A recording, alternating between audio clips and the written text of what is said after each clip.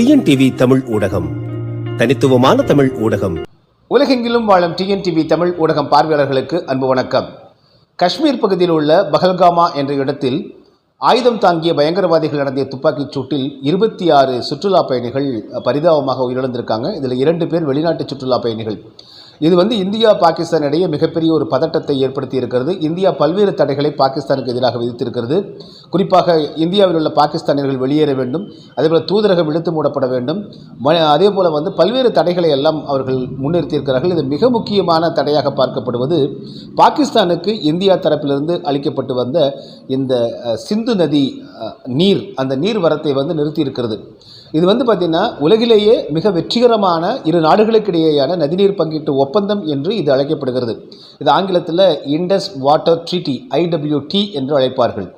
இது உலகத்திலேயே இரு நாடுகளுக்கிடையே எப்படி நதிநீரை பங்கிட்டுக் கொள்ள வேண்டும் என்பதற்கு ஒரு முன் உதாரணமாக இருந்த ஒப்பந்தம் இது 1960ஆம் ஆண்டு அப்போதைய இந்திய நாட்டினுடைய பிரதமராக இருந்த ஜவஹர்லால் நெஹ்ரு, அதே போல் பாகிஸ்தானினுடைய பிரதமராக இருந்த ஆயூப் கான், இவர்கள் 2 பேரும் கராச்சியில் அமர்ந்து இந்த ஒப்பந்தத்தில் கையெழுத்திட்டாங்க.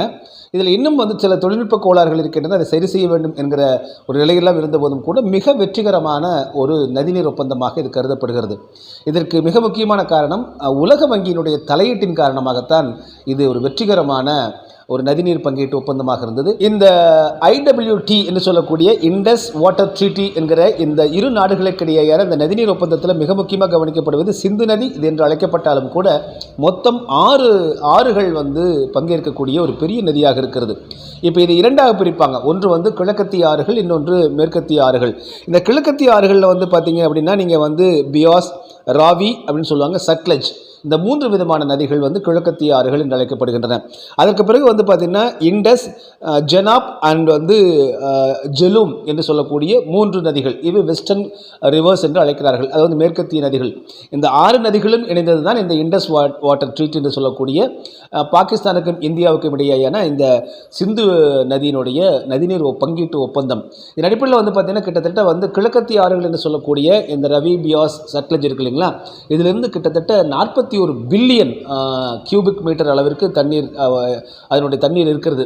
அதே போல் நீங்கள் இந்த மேற்கத்திய ஆறுகள் என்று சொல்லக்கூடிய அந்த 3 ஆறுகளில் பார்த்தீங்கன்னா கிட்டத்தட்ட 99 பில்லியன் கியூபிக் மீட்டர் அளவிற்கு தண்ணீர் இருக்கிறது. அப்படின்னு இந்த ஆறுகள் பார்த்தீங்கன்னா குறிப்பாக இமயமலையில் உற்பத்தியாகி, அது குறிப்பாக இந்திய பகுதிகளில் உள்ள இமயமலை மற்றும் இமாச்சல பிரதேசம் உள்ளிட்ட இடங்கள்லாம் உற்பத்தியாகி தான் பல்வேறு இடங்களிலிருந்து 6 ஆறுகளும் ஒன்று சேர்ந்து மிகப்பெரிய நதியாக அது ஓடுகிறது. அதில் அணை கட்டி அந்த அணை பார்த்தீங்கன்னா அதிலிருந்து தண்ணீர் பாகிஸ்தானிற்கு அளிக்க வேண்டும் என்பதுதான் ஒப்பந்தம்.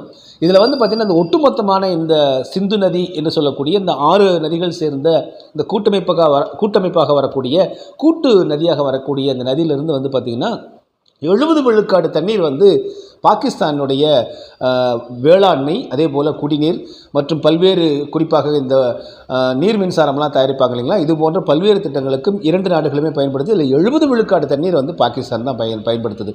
30 விழுக்காடு தண்ணீரை தான் இந்தியா பயன்படுத்துகிறது. இப்போ என்ன இருக்குன்னு பார்த்தீங்கன்னா உலகிலேயே மிக முக்கியமான ஒரு வெற்றிகரமான ஒப்பந்தமாக கருதப்பட்ட அதே வேளையில் உலகிலேயே மிக அதிகமாக பாசன நீர்ப்பரப்பைக்கு தண்ணீர் தருவது பார்த்தீங்கன்னா இந்த சிந்து நதி தான். கிட்டத்தட்ட பார்த்தீங்கன்னா பாகிஸ்தானில் 1,99,000 சதுர கிலோமீட்டர் அளவிற்கு வேளாண்மைக்கு இந்த நதிநீர் அது பலன் தருகிறது. 2 லட்சம் சதுர கிலோமீட்டர் விவசாய நிலங்களுக்கு தண்ணீரை தரக்கூடிய ஒரு மாபெரும் ஒரு தண்ணீர் செல்வமாக இருக்கக்கூடியது இந்த சிந்து நதி. அது மட்டும் இல்லாமல் அங்குள்ள மக்களுக்கு பெரும்பாலும் 60 விழுக்காடு மக்கள் பார்த்தீங்கன்னா இந்த சிந்து நதியினுடைய கரையோரத்தில் தான் பாகிஸ்தானில் மக்கள் வாழ்கிறார்கள். ஆக அவருடைய வாழ்வாதாரம், குடிநீர், வேளாண்மை உள்ளிட்ட பல்வேறு மிக முக்கியமான காரணங்களுக்கு, பல்வேறு முக்கியமான தேவைகளுக்கு இந்த சிந்து நதி பயன்படுகிறது. அப்படிப்பட்ட 70 விழுக்காடு தண்ணீரை அவர்கள் தான் பயன்படுத்துகிறாங்க. 30 விழுக்காடு தண்ணீர் தான் இந்தியா பயன்படுத்துகிறது. தற்பொழுது இந்த 1960ஆம் ஆண்டு ஒப்பந்தத்தின்படி இதுவரையிலும் எந்த தடையுமே இல்லாமல் தண்ணீர் வரத்து அவர்கள் சென்று கொண்டிருந்தது. இதற்கிடையில் எத்தனையோ முறை பார்த்துருக்கலாம், பாகிஸ்தானுக்கும் இந்தியாவுக்கும் இடையே உரசல்கள் ஏற்படுவது, சண்டை ஏற்படுவது, அப்படிலாம் இருந்தால் கூட ஒருபோதும் இந்த சிந்து நதியினுடைய நீர் அளிக்கக்கூடிய அந்த ஒப்பந்தத்தை மீறியதில்லை இரு நாடுகளுமே. அந்த அளவிற்கு வந்து மனிதாபிமான அடிப்படையிலும் அவர்களுக்கு வந்து தண்ணீர் கொடுத்து கொண்டு தான் இருந்தாங்க. இதில் வந்து முதலாக 1960ஆம் ஆண்டு இந்த ஒப்பந்தம் கையெழுத்தானதற்கு பிறகு முதலாக இந்த 2025ஆம் ஆண்டு இப்பொழுது தான் வந்து பார்த்திங்கன்னா பாரதிய ஜனதா கட்சியினுடைய ஆட்சியில் தற்பொழுது அந்த பயங்கரவாதிகள் சுற்றுலா பயணிகள் மீது நடத்திய தாக்குதலுக்கு பதிலடியாக அவர்கள் தண்ணீரை நிறுத்தியிருக்கிறார்கள். பொதுவாக நீங்கள் வந்து பார்த்திங்கன்னா உலகத்தில் போர்ச்சூழல் ஏற்பட்டாலும் கூட சில போர் அறத்தை கடைபிடிக்க வேண்டும் என்பதெல்லாம் நடைமுறையில் இருக்கிறது. அதிலும் குறிப்பாக ஐநா பல்வேறு தரவுகளை கொடுத்திருக்கிறது. பல்வேறு விதமான ஒப்பந்தங்கள் உலகெங்கிலுமே கையெழுத்தாக இருக்கின்றன. அதன் அடிப்படையில் வந்து பார்த்திங்கன்னா ஒரு போர் சூழலில் வந்து நீங்கள் நம்ம எதிரி நாட்டு இராணுவ வீரனாக இருந்தாலும் கூட அவனிடம் ஆயுதம் இல்லை என்றால் அது கொல்லக்கூடாது என்பதெல்லாம் இருக்கிறது. இதுபோன்று பல்வேறு விதமான பாடசாலைகள், பள்ளிக்கூடங்கள், குழந்தைகள் இது போன்ற பல விதமான ஒரு அறத்தோடு அந்த போரை நடத்த வேண்டும் என்ற விதிகள் எல்லாம் இருக்கிறது. ஆனால் நடைமுறையில் பல காற்றில் பறக்க விடப்படுகின்றன. இலங்கையிலே நம்ம பார்த்தோம், போர்க்குற்றங்களுக்கான எத்தனை சான்றுகள் வந்து ஐநா மன்றத்தில் சமர்ப்பிக்கப்பட்டிருக்கிறது என்பதெல்லாம் பார்க்கிறோம். இருந்தாலும் கூட இதெல்லாம் தாண்டி இந்தியா வந்து இதுநாள் வரையிலும் இந்தியா பாகிஸ்தான் இடையே எத்தனையோ முரண்கள் இருந்தாலும் கூட சிந்து நதியில் வந்து கை வைக்காமல் இருந்தாங்க. முதலாக சிந்து நதியில் பாரதிய ஜனதா கட்சியை கை வைத்து அதில் ஒரு சொட்டு ஒரு துளி நீர் கூட தரமாட்டோம் என்று கூறியிருப்பது மிகுந்த அதிர்ச்சி ஏற்படுத்தியிருக்கிறது.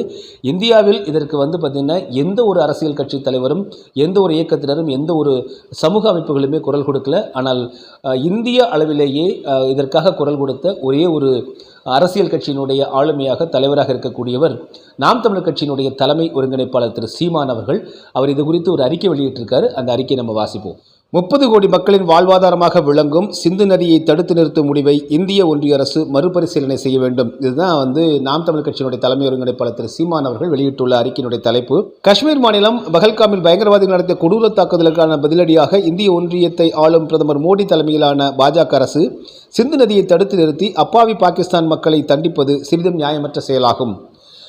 பஹல்காமில் அப்பாவி மக்களை தாக்கிய பயங்கரவாதிகள் எப்படி இஸ்லாம் மதத்தை சார்ந்தவர்களாக இருந்தார்களோ அதுபோல தங்கள் உயிரை பணயம் வைத்து சுற்றுலா பயணிகளையும் பயங்கரவாதிகளிடமிருந்து காப்பாற்றிய உள்ளூர் காஷ்மீர் மக்களும் இஸ்லாம் மதத்தை சார்ந்தவர்கள்தான் என்பதை நாம் மறந்துவிடக்கூடாது. சுற்றுலா சென்ற இந்திய மக்களை கொன்றது பயங்கரவாதிகள் தானே தவிர பாகிஸ்தானைச் சேர்ந்த ஏழை எளிய மக்கள் இல்லை. பயங்கரவாதிகளின் கோழைத்தனமான கொடுந்தாக்குதலுக்கு குறிப்பிட்ட ஒரு மதத்தின் மீது பழி போடுவதோ குறிப்பிட்ட மக்களை பலி கொடுப்பதோ ஒருபோதும் அறமாகாது. பஹல்காம் பயங்கரவாத தாக்குதல் என்பது இந்திய அரசின் பாதுகாப்புத்துறை மற்றும் உளவுத்துறையின் படுதோல்வியால் நிகழ்ந்த கொடும் நிகழ்வாகும். பாஜக அரசு தன்னுடைய தோல்வியை மறக்கடிக்க சிந்து நதியை தடுப்பது என்பது மக்களின் உணர்வுகளை தூண்டி திசை திருப்பும் செயலன்றி வேறில்லை. பாஜக அரசிற்கு உண்மையிலேயே பயங்கரவாத தாக்குதலுக்கு பதிலடி கொடுக்க வேண்டும் என்ற எண்ணம் இருந்தால் தாக்குதலில் ஈடுபட்ட பயங்கரவாதிகளையும் அதற்கு உதவியவர்களையுமே தண்டிக்க வேண்டும். பயங்கரவாதிகளின் முகாம்களை தாக்கி அழிக்க வேண்டும். பயங்கரவாத செயலுக்கு பின்னால் பாகிஸ்தான் அரசோ இராணுவமோ இருக்குமேயானால் அவர்களுடன் நேரடியாக மோத வேண்டும். அவற்றை விடுத்து 30 கோடி மக்களின் வாழ்வாதாரமாக விளங்கும் குடிநீரை, அவர்களின் உணவு தேவையை நிறைவு செய்யும் விவசாய பாசன நீரை தடுப்பது எவ்வகையில் நியாயமாகும்? பாகிஸ்தான் நாட்டின் மீது விதிக்கப்படும் பொருளாதார தடையோ வர்த்தக தடையோ அந்நாட்டு அரசையும் பெரும் முதலாளிகளையுமே அதிகம் பாதிக்குமே தவிர ஏழை மக்களை நேரடியாக பாதிப்பதில்லை. ஆனால் உயிர் ஆதாரமாக விளங்கும் நதிநீரை தடுப்பது என்பது பயங்கரவாத தாக்குதலுக்கு எந்த தொடர்பும் மற்ற அப்பாவி ஏழை எளிய மக்களை நேரடியாக பாதிக்கின்ற கொடுஞ்செயலாகும். சிந்து நதியால் அதிகம் பயன்பெறுவது பாகிஸ்தான் பஞ்சாப் மாகாணத்தில் வாழும் சீக்கிய மக்களும் தான். அவர்கள் அனைவரும் எல்லை பிரிப்பு வரை இந்த நாட்டின் குடிகளாக இருந்தவர்கள்தான் என்பதையும் கவனத்தில் கொள்ள வேண்டும். அது மட்டுமின்றி நதிநீர் என்பது வெறும் மனித தேவை மட்டுமன்று, அது மரங்கள், கால்நடைகள், ஊர்வன, பரப்பன உள்ளிட்ட அனைத்து உயிர்களின் இன்றியமையாத உயிர் ஆதார தேவையாகும். உயர்ந்த நோக்கங்களோ உன்னத லட்சியங்களோ இல்லாது கண்மூடித்தனமாக அப்பாவி மக்களை கொல்லும் பயங்கரவாதிகளும் சிந்து நதியை முடக்கி கோடிக்கணக்கான மக்களுக்கு தண்ணீர் தராமல் இருப்பதும் நியாயமற்ற செயல் என்று திரு சீமான் அவர்கள் ஒரு கண்டன அறிக்கையை வெளியிட்டிருக்காங்க. ஒரு வேண்டுகோளாகவும் வச்சிருக்காங்க. அங்கும் அப்பாவி மக்கள் வாழ்ந்து கொண்டிருக்கிறார்கள் என்பதையும், அங்கே நான் ஏற்கனவே குறிப்பிட்டது போல் 2 லட்சம் சதுர கிலோமீட்டர் அளவிற்கு வந்து பார்த்திங்கன்னா வேளாண்மைக்கு இந்த சிந்து நதியினுடைய நீர் ஆதாரம் தேவைப்படுகிறது. மக்களுடைய குடிநீர் உள்ளிட்ட வாழ்வாதாரத்திற்கு தேவைப்படுகிறது. இதையெல்லாம் இந்திய அரசு கவனத்தில் கொள்ள வேண்டும். இப்படி கவனத்தில் கொள்ளாமல் தொடர்ந்து அடம்பிடித்துக் கொண்டிருந்தால் உலக அரங்கில் இந்தியா அவர்கள் கேட்கக்கூடிய கேள்விகளுக்கு பதில் சொல்ல வேண்டியிருக்கும். காரணம், ஒரு நதிநீரை தடுப்பது என்பது அது சாதாரணமானதல்ல. அது முழுக்க நீங்கள் வந்து பார்த்திங்கன்னா ஒரு போருக்கு ஈடானது. அதிலும் நீங்கள் திரு சீமான் அவர்கள் குறிப்பிட்டதைப் போல அப்பாவி மக்களை பட்டினி போட்டு அங்கே கால்நடைகள் உள்ளிட்ட அனைத்திற்கும் பட்டினி போட்டு தண்ணீர் கொடுக்காமல் இருப்பது. நமக்கு காவிரி டெல்டாவில் தண்ணி வரலன்னா நம்ம எவ்வளோ சிரமப்படுறாங்க, நம்ம வேளாண் விவசாயிகள் சிரமப்படுறாங்கன்னு பார்க்குறோம். அதே போல் அங்கே இருக்கக்கூடிய வேளாண் விவசாயிகள் தான். இந்த பயங்கரவாதிகளை ஊக்குவிப்பது இந்த வேளாண் விவசாயிகளும் அப்பாவி மக்களும் அல்ல, அது அரசாங்கமோ அல்ல அரசாங்கத்துக்கு பின்னணியில் இருக்கக்கூடிய அவர்கள் தான் இருப்பார்கள் என்பதுதான் நிதர்சனம். எனவே இந்திய அரசு இப்படி ஒரு பார்வையோடு இந்த பாகிஸ்தான் விவகாரத்தை அணுக வேண்டும் என்பதுதான் உலகளவில் இருக்கக்கூடிய மக்களுடைய அடிப்படையாக இருக்கிறது. இதில் மிகப்பெரிய நீங்கள் கவனிக்க வேண்டிய என்ன விஷயம் பார்த்திங்கன்னா, இப்பொழுது முதல் கட்டமாக இது என்ன செஞ்சுருக்கணும், இப்படி நடந்தவுடனே முதலில் வெளியுறவுத்துறை இந்திய பாகிஸ்தான் வெளியுறவுத்துறை அமைச்சர்கள் முதல்ல சந்தித்து பேசியிருக்கணும். நீங்கள் தொடர்புடைய குற்றவாளிகளை எங்களிடம் ஒப்படைக்க வேண்டும் என்று கேட்டிருக்க வேண்டும். அதற்கும் செவிசாய்க்காத போது 2 பிரதமர்கள் சந்தித்து பேசியிருக்க வேண்டும். அதற்கும் செவிசாய்க்காத போது உலக அரங்கில் சொல்லியிருக்க வேண்டும், நாங்கள் இத்தனை முயற்சிகளை மேற்கொண்டு விட்டோம், பாகிஸ்தான் அசைந்து கொடுப்பதில்லை, எனவே அந்த பாகிஸ்தான் மீது நாங்கள் பல்வேறு தடைகளின் அழுத்தங்களை கொடுக்க இருக்கிறோம். சீனாவும் ரஷ்யாவும் ஈரான் போன்ற நாடுகள் எல்லாம் பாகிஸ்தான் துணையாக இருக்கீங்கள, நீங்கள் நியாயம் கேளுங்கள் என்று உலக அரங்கில் நியாயத்தை விட்டிருக்க வேண்டும். ஆனால் அதற்கெல்லாம் இடம் கொடுக்காமல் எடுத்தவுடனே தடைகளை கொடுத்து குறிப்பாக குடிநீரை எல்லாம் நிறுத்திவிட்டு தற்பொழுது பார்த்திங்கன்னா பாகிஸ்தான் நாங்கள் விசாரணைக்கு தயாராக இருக்கிறோம், நியாயமான நடுநிலையான விசாரணைக்கு தயாராக இருக்கும் அவர்கள் சொல்லியிருக்காங்க. இதை முன்கூட்டியே சொல்ல வைத்திருக்க வேண்டும். முதல்ல சொல்ல வைப்பதற்கான முயற்சிகளில் இறங்கி அவர்கள் அவ்வாறு கேட்காமல் இருந்தால் இந்த தடைகளை செய்திருக்கலாம். இந்தியா இதில் ஒரு பிழை செய்து விட்டதாகவே உலக அரங்கில் ஒரு அரசியல் பார்வையில் நாம் பார்க்க வேண்டியிருக்கிறது. மீண்டும் மற்றொரு காணொலியில் உங்களை சந்திக்கிறேன். அதுவரை நன்றி, அன்பு, வணக்கம். டிஎன்டிவி தமிழ் ஊடகம், தனித்துவமான தமிழ் ஊடகம்.